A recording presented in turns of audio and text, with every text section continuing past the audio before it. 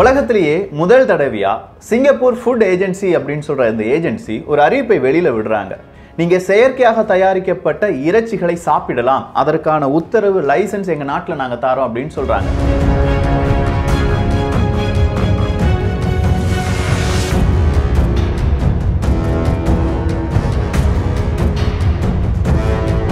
இந்த லைசன்ஸ் யாருக்கு கொடுக்கப்பட்டிருக்கிறது அப்படின்னு பார்த்தீங்கன்னா ஒரு அமெரிக்க நிறுவனத்திற்கு. அந்த அமெரிக்க நிறுவனம் யாரால் தொடங்கப்பட்டது, எதற்காக தொடங்கப்பட்டது, பலருக்கும் தெரியாத ஒரு கேள்விதான். பீட்டா அப்படிங்கிற ஒரு அமைப்பை பற்றி நமக்கு தெரியும். அந்த பீட்டா தான் இந்த மாதிரியான நிறுவனங்கள் தொடங்குவதற்கு காரணமாக இருந்தது அப்படிங்கிறதுல பல விதமான சர்ச்சையான செய்திகளும் இடம்பெற்றிருக்கின்றன. வரப்போற வருடங்கள் 2040க்குள் 40% இறைச்சி இந்த மாதிரியான செயற்கை இறைச்சியாகத்தான் இருக்கும் அப்படின்னு சொல்றாங்க. நம்ப முடியுமா? சரி, இதை நம்மளால தடுக்க முடியுமா, முடியாதா? பல கேள்விகளுக்கான பதிலாகத்தான் இந்த ஒரு பதிவு இருக்க போகிறது. அன்பு தமிழஞ்சங்களுக்கு தமிழ் பொக்கிஷத்தின் வணக்கங்கள்.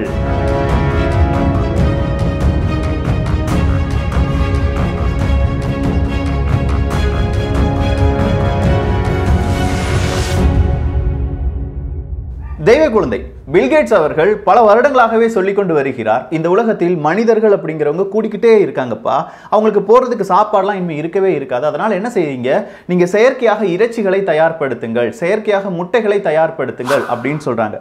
மனுஷன் நல்லா தானப்பா சொல்றாரு, ஏன்னா ஜனத்தொகை பெருகிக்கிட்டே இருக்கு, அதுக்கு தகுந்தாப்புல உணவு இங்கே தயாரிக்க முடியாதல்லவா அப்படிங்கிற ஒரு கேள்வி சாதாரண ஒரு மனிதன் எனக்கும் வரும், உங்களுக்கும் வரும். இதே மாதிரியான கேள்விகளை நம்ம அடுக்கடுக்கா நான் வைக்கிறேன். அந்த கேள்விகளிலிருந்து நம்ம பதில் கண்டுபிடித்தோமா, அப்படி பதில் கண்டுபிடித்த பிறகு அதிலிருந்து விடுபட்டோமா என்பதை நீங்களே உங்கள் மனசாட்சிப்படி கொஞ்சமா சொல்லுங்களேன். 4G வந்துருச்சு, நிறைய டவர் வைக்கிறாங்க, நிறைய டவர் வச்சா பறவைகள் எல்லாமே இறந்து விடும் அப்படின்னு சொல்லி நமக்கு எல்லாருக்குமே தெரியும். பலவிதமான செய்திகள் வந்த பிறகும் எத்தனை நபர்கள் மொபைல் போனை யூஸ் பண்ணாம இருக்கும்? முதல் கேள்வி.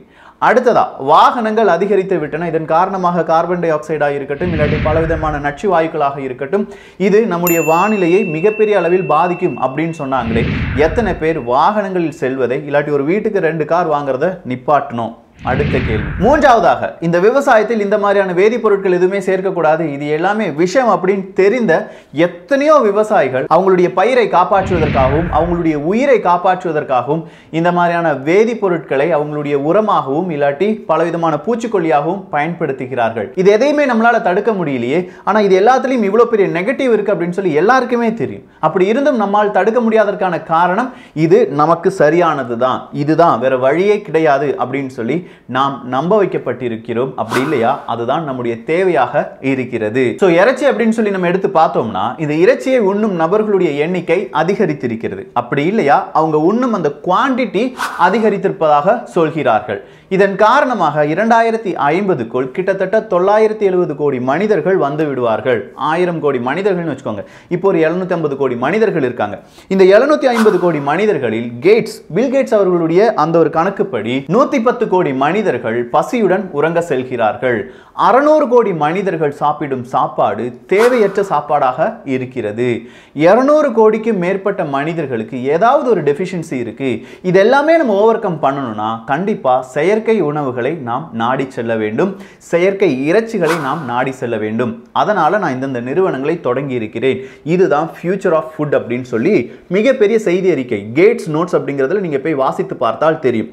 நான் முதல்ல இது அஜெண்டா 21 நம்ம சொல்லிட்டு இருந்தோம். அதாவது இந்த கொரோனாவுக்கு பிறகு இந்த இறைச்சியால தான் இந்த நோய் வந்தது அப்படின்னு சொல்லி நிறைய பேர் பரப்புரை செய்வார்கள். இப்போ நீங்க பறவை காய்ச்சல் அப்படின்னு ஒன்று எடுத்து அதுல நிறைய பல்லாயிரக்கணக்கான பறவைகள் கொல்லப்படுகிறது. சரிதான், பறவை காய்ச்சல் வந்துருச்சு. கொரோனா வந்தது எதுல இருந்து அப்படின்னு பார்த்தா மாமிசம் இல்லாட்டி இந்த கடல்சார் உயிரினங்களிலிருந்து வந்தது அப்படின்னு சொல்லி முதல்ல சொல்லிட்டாங்க. அந்த மார்க்கெட்ல இருந்து தான் வந்தது அப்படின்னு சொன்னோன்னே மாமிசத்தை தடைப்படுத்தினார்கள். சீனா உட்பட பல நாடுகள் மாமிசத்தை தடைப்படுத்தியது. சோ மாமிசத்தை தடைப்படுத்துவதால் அடுத்ததா என்ன நடக்கும்? அந்த மாமிசம் நல்ல ஒரு மாமிசம் தான், இதற்கு நாங்க சர்டிபிகேஷன் தாரோம் அப்படின்னு சொல்லி அரசாங்கமோ இல்லாட்டி தனியாரோ இந்த மாமிசத்தை வளர்க்கும் இல்லாட்டி இந்த மாமிசத்தை உருவாக்கும் ஒரு தொழிற்சாலை தொடங்குவார்கள். அவர்கள் கிட்ட இருந்து தான் நம்ம மாமிசத்தை வாங்குவோம். இது இன்னைக்கு நீங்க கேட்கும்போது இதெல்லாம் நடக்குமா அப்படின்னு சொல்லி யோசிக்கலாம். எப்படி 4G இல்லாட்டி மொபைல் போன் அப்படி இல்லையா நம்ம இந்த மாதிரியான கார் இதெல்லாம் யூஸ் பண்றோமோ அதே மாதிரி நாமும் 2035-40க்குள் இந்த மாதிரியான மீட் இறைச்சிகளை உபயோகிப்போம் என்பதில் மாற்று கருத்தே கிடையாது. சோ இந்த நிறுவனங்களை தொடங்குவதற்காக அவர்கள் சொல்லும் காரணங்கள் மக்கள் தொகை பெருக்கம். ஓகே, அடுத்த காரணம் அப்படின்னு சொல்லும்போது 10 கிலோகிராம் அளவுக்கு நீங்க தானியங்களை ஒரு மாட்டுக்கு கொடுத்த பிறகு அதிலிருந்து 1 கிலோ இறைச்சி தான் நீங்க எடுக்கிறீங்க. மாடா இருக்கட்டும், ஆடா இருக்கட்டும், கோழியா இருக்கட்டும், அவங்க சொல்றது என்னன்னா அதுக்கு தேவையான உணவு, அதுக்கு தேவையான தண்ணீர், அதை வளர்ப்பதற்கான இடம், இது எல்லாம் 10 மடங்கு அதிகமாக கொடுத்த பிறகுதான் அதிலிருந்து 1 மடங்கு உனக்கு தேவையான உணவாக கிடைக்கிறது. அப்படி கிடைக்கும் உணவு கூட சில சமயங்களில் வைரஸ் அட்டாக் ஆன உணவாக இருக்கிறது, அதாவது சேஃப்டி இல்லாத உணவாக இருக்கிறது. ஆனால் லேப்ல செயற்கையாக இதை நாம் தயாரித்து விட்டோம் என்றால் அதில் எந்த பிரச்சனையும் இருக்காது அப்படின்னு சொல்றாங்க. இது எப்படி தயாரிக்கப்படுகிறது அப்படின்னு பார்த்தீங்கன்னா செல் லைன் அப்படிங்கிற ஒரு டெக்னாலஜி வழியாக ஸ்டெம் செல்ஸ், அதாவது ஒரு விலங்கினுடைய ஒரு செல் எடுக்கப்படுகிறது. அந்த செல்லை எடுத்த பிறகு அந்த செல்லை லெபார்டரியில் வச்சு வளர்க்கிறார்கள். எப்படி வளர்க்கிறார்கள்? கிட்டத்தட்ட 3 வாரங்களிலிருந்து 5 வாரங்களுக்குள் இந்த செல் அப்படிங்கிறது மல்டிப்ளை ஆகி ஒரு இறைச்சி துண்டாக வெளியில வந்து விழுது. அந்த இறைச்சி துண்டை அவங்க லெபார்டரி வழியாக தயாரித்ததன் காரணமாக இது பியூர், இது நல்லது, இதுல நிறைய புரோட்டீன் இருக்கு, இதுல இந்த சுவை இருக்கு அப்படிங்கறத மார்க்கெட்டிங் பண்றாங்க. அப்படி மார்க்கெட்டிங் பண்ற அந்த இறைச்சியை நம்ம வாங்கி சாப்பிட்றதுனால நமக்கு என்ன கிடைக்க போகுது அப்படின்னு சொன்னீங்கன்னா, எல்லாருமே இந்த சயின்ஸ் படி சொல்ல போனா எல்லா புரோட்டீனும் உங்களுக்கு கிடைச்சிரும், எல்லா புரதமும் உங்களுக்கு கிடைச்சிரும் அப்படின்னு சொல்றாங்க. ஆனா உண்மையா இயற்கையிலிருந்து மனிதன் விலகி கொண்டிருக்கிறான் என்பதை நாம் இதன் வழியாக புரிந்து கொள்ள வேண்டும். சிங்கப்பூர் இன்னைக்கு உத்தரவு கொடுத்து விட்டார்கள் அப்படின்னு சொன்ன உடனே அடுத்ததா பல நாடுகள் இதற்கு ஓகே சொல்லுவாங்க. வேற வழி கிடையாது, வேற வழி இல்லை அப்படின்னு சொல்லி நம்மளை நம்ப வைப்பாங்க. உன்னுடைய வீட்டில் வளர்க்கும் கோழிகள், ஆடுகள், இது எல்லாம் தேவையற்றது, அந்த நிறுவனத்திடம் இருந்து வாங்கினால் நீ உயிரோடு இருப்ப, இல்லாட்டி உனக்கு நிறைய நோய்கள் வரும் அப்படிங்கிற பரப்புரை இனி எல்லாம் செய்யப்படும். ஒவ்வொரு காலங்களிலும் ஒவ்வொரு 2 இல்லாட்டி 3 வருடங்களில் ஏதாவது ஒரு வைரஸ் பரப்பப்படும். அப்படி பரப்பப்படும் வைரஸுக்கு பின்னால் எல்லாம் இந்த விலங்குகளும் இந்த விலங்குகளுடைய இறைச்சிகள் தான் காரணம் அப்படின்னு சொல்லப்படும். அதன் காரணமாக நாமே நம்மை அறியாமல் அதை மாற்றிக்கொள்வோம். சரி, இதிலிருந்து தப்பிப்பதற்கான வழிகள் இருக்கிறதா அப்படின்னு பார்த்தா இதிலிருந்து தப்பிப்பதற்கான வழிகள் சுத்தமா கிடையவே கிடையாது. இதை ஏன் நான் சொல்றேன்னா, இதை ஆரம்பித்து கிட்டத்தட்ட ஒரு 10 வருடங்கள் ஆகிவிட்டன. பீட்டா அப்படிங்கிற அமைப்பு கிட்டத்தட்ட $1 மில்லியன் அமெரிக்க டாலரை கொண்டு ஒரு நிறுவனத்திடம் கொடுக்கிறார்கள். அந்த நிறுவனத்திடம் அவர்கள் கொடுக்கும்போது சொல்றாங்க, நிறைய உயிரினங்கள் கொல்லப்படுகின்றன, நீங்க என்ன செய்றீங்கன்னா செயற்கையா இந்த மாதிரியான இறைச்சிகளை தயார்படுத்துங்கள், அதற்கு நாங்கள் உதவியாக இருக்கிறோம், மார்க்கெட்டிங் எல்லாம் நீங்க பயப்பட வேண்டாம் அப்படின்னு சொல்றாங்க. அதை கண்டுபிடித்த நிறுவனம் தான் அதனுடைய கிளைகளாகவும் இல்லாட்டி அதிலிருந்து பிரிந்து போன பல மனிதர்கள் வேறு பல நிறுவனங்களை தொடங்குகிறார்கள், அவங்களுடைய பங்குதாரர்களை அழைக்கிறார்கள். அப்படி பங்குதாரர்களாக சேர்ந்தவர்கள் பில் கேட்ஸ், யாஹூனுடைய துணை இயக்குனர், கூகுளினுடைய துணை இயக்குனர்கள், இப்படின்னு சொல்லி பல நபர்கள் இந்த மாதிரியான நிறுவனங்களில் அவங்களுடைய பங்குகளை வாங்குகிறார்கள்.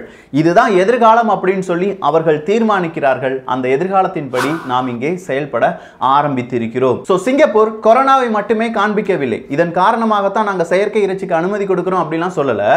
இந்த விலங்குகள் இருக்கு பாருங்க, இந்த விலங்குகளை வளர்ப்பதற்காகவும் இல்லாட்டி இந்த விலங்குகளிலிருந்து வெளியேறக்கூடிய வாயுக்கள், கிரீன் ஹவுஸ் கேஸ் அப்படின்னு சொல்லுவாங்க, இதுதான் நம்முடைய காலநிலைக்கு மிகப்பெரிய அச்சுறுத்தலாக இருக்கிறது.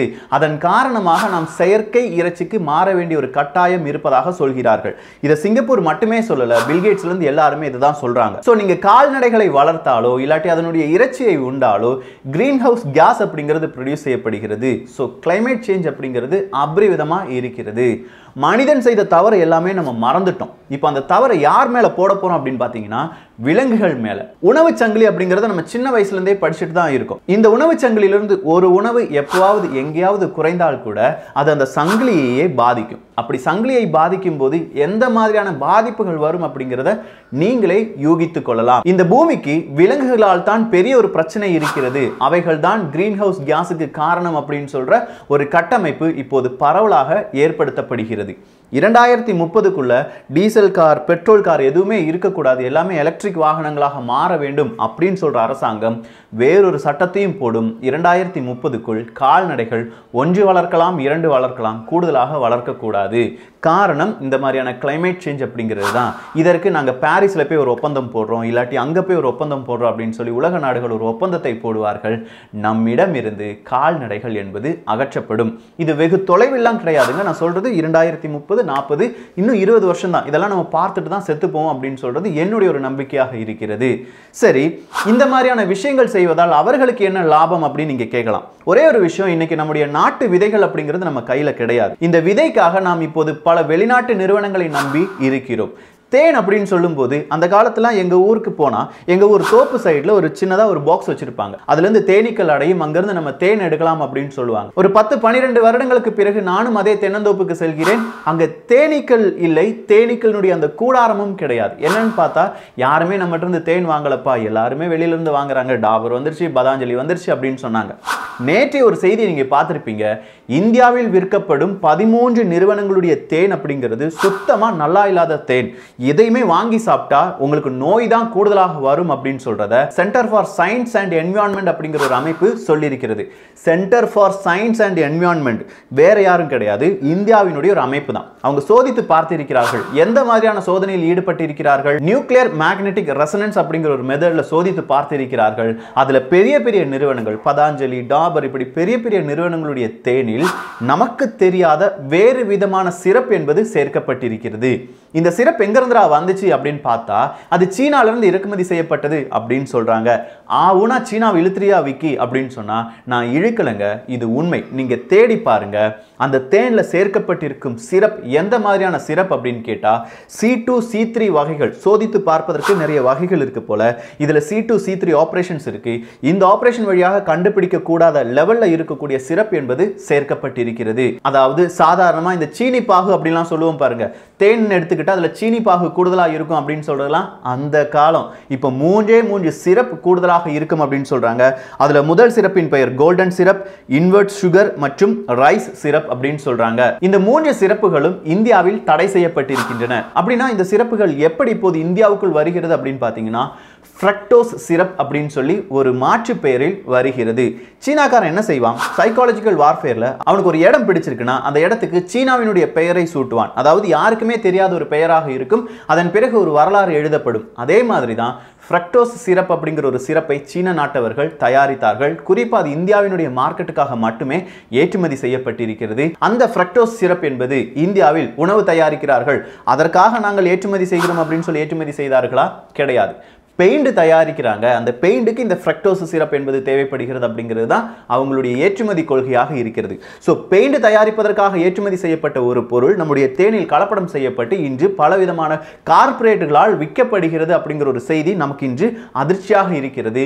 அதே மாதிரி தான் நாளைக்கு செயற்கை இறைச்சி அப்படின்னு சொல்லி ஒன்று கொண்டு வருவான். அதுக்கு பீட்டா சப்போர்ட் பண்ணுவாங்க, அதுக்கு பில்கேட் சப்போர்ட் பண்ணுவாங்க.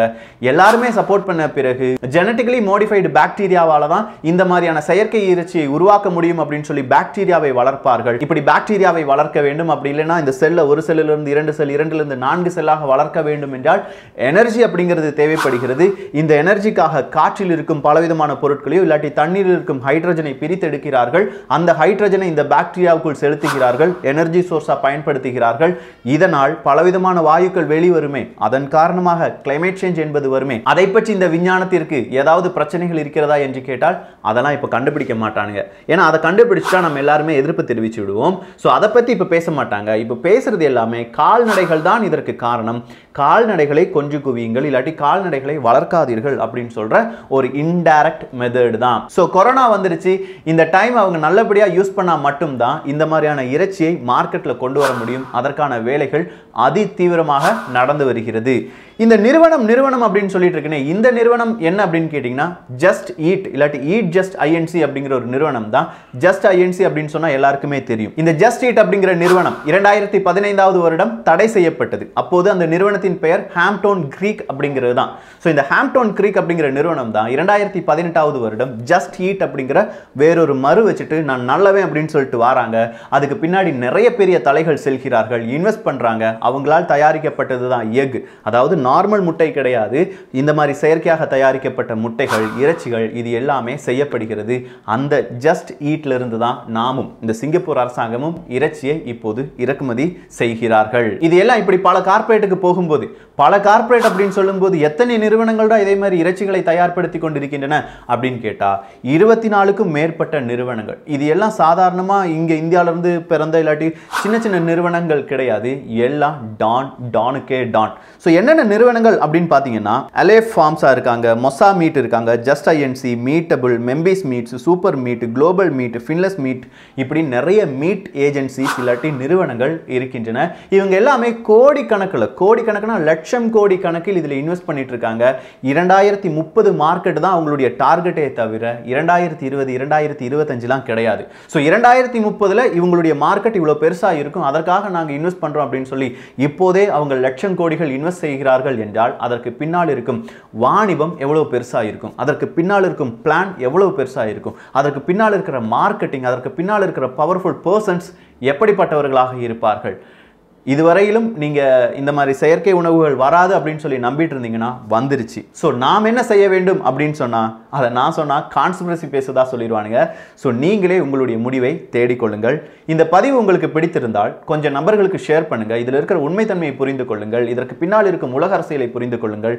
புரிந்து கொண்டால் நிச்சயமாக மாற்றம் என்பது நடக்கும். இந்த ஒரு காணொளி பற்றிய உங்களுடைய கருத்துக்கள் இங்கே வரவேற்கப்படுகின்றன. எல்லோரும் தமிழ் பொக்கிஷத்தில் இணைந்திருங்கள். தமிழ் பொக்கிஷம் சேனலை சப்ஸ்கிரைப் செய்யாத தோழர்கள் தோழிகள் தயவுசெய்து சப்ஸ்கிரைப் பண்ணிக்கோங்க. நல்லதை பகிர்ந்து நல்ல சமுதாயத்தை உருவாக்குவோம். நன்றி, வணக்கம்.